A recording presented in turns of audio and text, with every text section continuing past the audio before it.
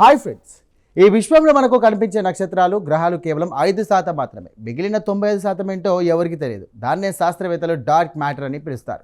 ఈ అదృశ్య శక్తిని పట్టుకోవడానికి ప్రపంచవ్యాప్తంగా భారీ ప్రయోగాలు జరుగుతున్నాయి. కానీ జర్మనీకి చెందినటువంటి కొందరు స్టూడెంట్స్ మాత్రం అతి తక్కువ ఖర్చుతో ఒక వింత రేడియోను తయారు చేసి ఆ డార్క్ మ్యాటర్ గుట్టు విప్పే పనిలో పడ్డారు. ఆ కాస్మిక్ రేడియో కథ ఏంటో ఇప్పుడు తెలుసుకుందాం.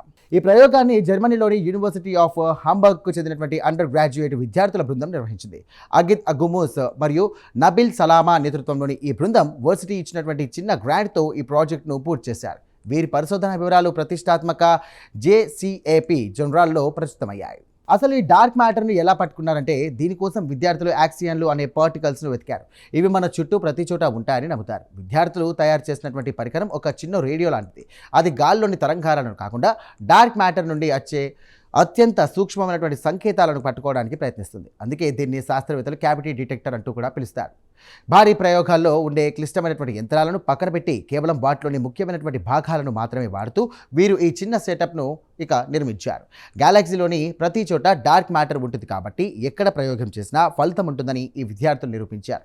భారీ బడ్జెట్ లేకపోయినా పక్కా ప్లాన్ ఉంటే సైన్స్లో అద్భుతాలు చేయవచ్చని వీరు చాటి చెప్పారు.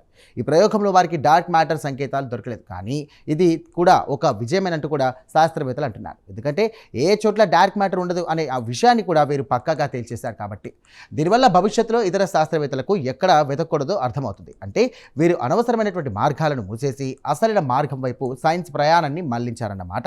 ఈ ఆవిష్కరణ వల్ల మరో గొప్ప లాభం కూడా ఉంది.